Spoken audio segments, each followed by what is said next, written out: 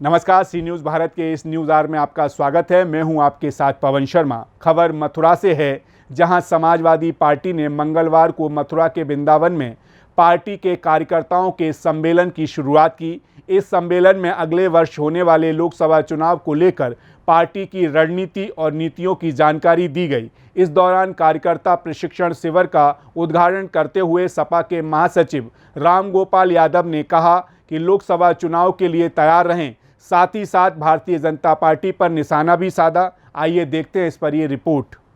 मथुरा के वृंदावन में मंगलवार को समाजवादी पार्टी ने महानगर कार्यकर्ता सम्मेलन का आयोजन किया। मंगलवार को सम्मेलन में ब्रज की 12 लोकसभा सीट के कार्यकर्ताओं और पदाधिकारी ने शिरकत की। रामगोपाल ने कार्यकर्ताओं को संबोधित करते हुए कहा कि एकजुट होकर भारतीय जनता पार्टी को सत्ता से हटाने के लिए काम करें। चुनाव के लिए अभी से तैयारी में लग जाएं।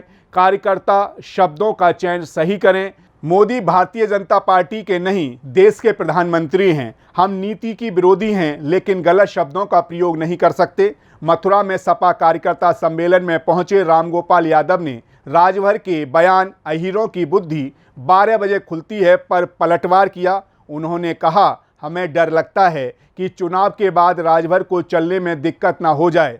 भारतीय जनता पार्टी पर निशाना साधते हुए कहा, इंडिया गठबंधन पर भारतीय जनता पार्टी बौखला गई है। आगे होने वाले 5 राज्यों के चुनाव में भारतीय जनता पार्टी हार रही है, इसी कारण से वह अरगल बातें कर रही है। इस दौरान उन्होंने और कुछ क्या कहा, आइए आपको सुनाते हैं।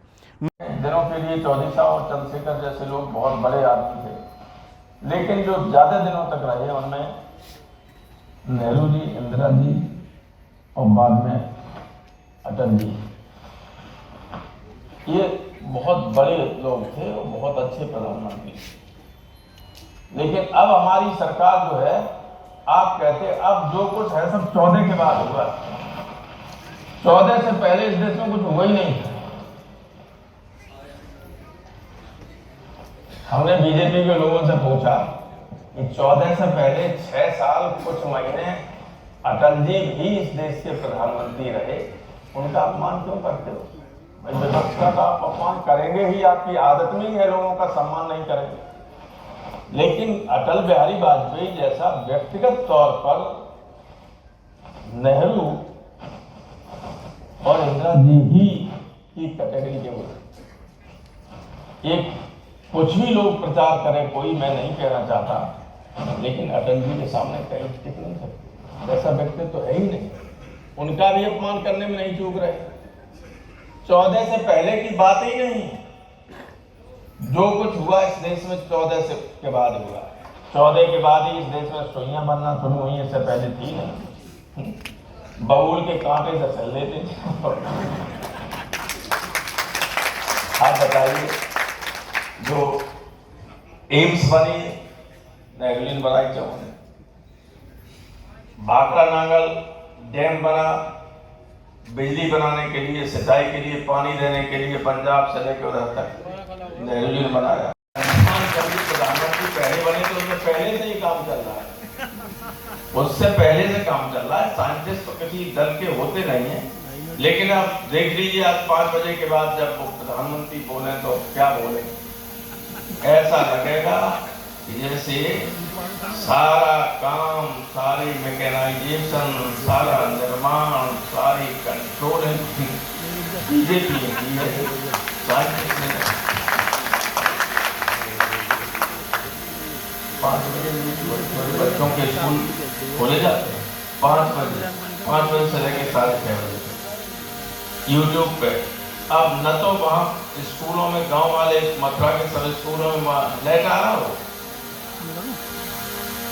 बिजली नहीं, कुछ नहीं, बच्चों को लाइए, न लाए तो टीचर के खिलाफ कार्रवाई।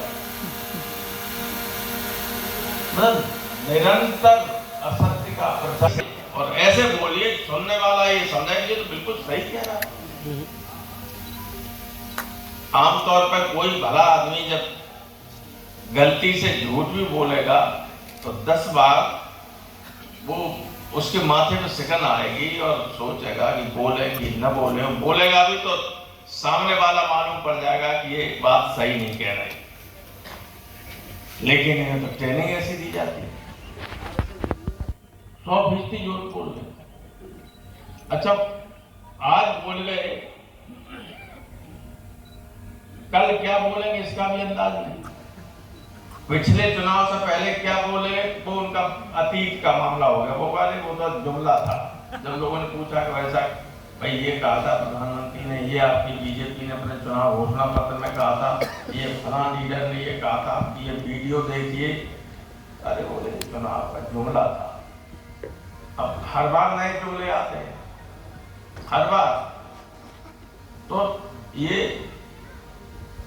सरकार के जो काम होते हैं वो काम न करके ये देश की जनता को गुमराह करके, इनका काम है केवल किसी तरह से भी सत्ता में बने रहें, चाहे देश बाहर में चला जाए, जनता को चाहे जितना दिक्कत हो। इकोनॉमी इतनी खराब हो गई। कल ही सुब्रमण्यम स्वामी का आप लोगों ने यूट्यूब पे और वैसे भी किसी पे आज उन्होंने कहा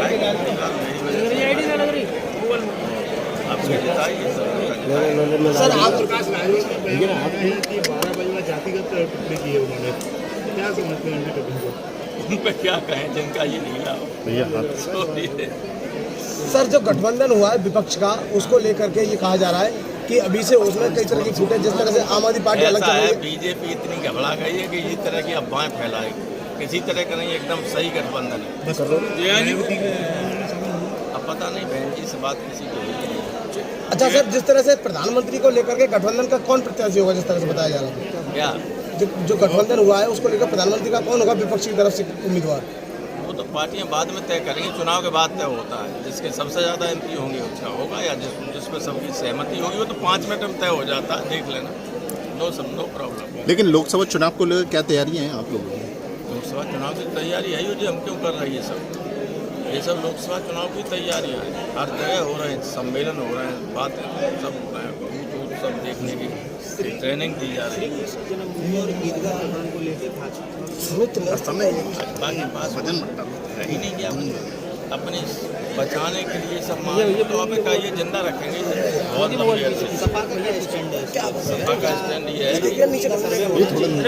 सपा का स्टैंड ये है जो सुप्रीम कोर्ट का आदेश और की सरकार ने 90 के आसपास कानून बनाया था वो जैसे कर सकते। चाचा भतीजी को लेकर, जोड़ी को लेकर योगी जी हमेशा हमलावर रहते हैं। अभी भी विधानसभा में कई बार कहा, तो क्या जी के बीच इस तरह के मनमुटाव है जिसको लेकर लगता है आपको क्या, या आप लोग जिंदा रखना चाहते हैं? हमारे यहाँ कोई मनमुटाव नहीं है, ना होगा। और जो लोग ये समझते हैं मनमुटाव है, जो गलत फहमी में वो चुनाव दूर कर देगा सब। योगी लेकिन सम्मेलनों में दूरियां रहती हैं, चाचा जी की कुछ दूरियां रहती हैं, सम्मेलनों में कहीं शरीक नहीं नजर आते। इनकी शिवपाल जी की क्या रहती दूरियां रहती हैं, सम्मेलन में कहीं नजर नहीं आते हैं। आपने देखा है कभी? कहीं नहीं देखा आपने जयंत जी को मथुरा से सी न्यूज़ संवाददाता गुलाब सिंह की रिपोर्ट। देखा जाए तो आगामी लोकसभा चुनाव और 5 राज्यों में विधानसभा चुनाव को लेकर राजनीतिक पार्टियां चुनावी गठजोड़ में जुट गई हैं। ऐसे में देखना रोचक होगा कि किसका गठजोड़ काम आता है और कौन लाचार रह जाता है। फिलहाल इस न्यूज़ आवर में इतना ही। देश दुनिया की तमाम खबरों के लिए बने रहिए सी न्यूज़ भारत के साथ। हर खबर आपके साथ, आपके हाथ।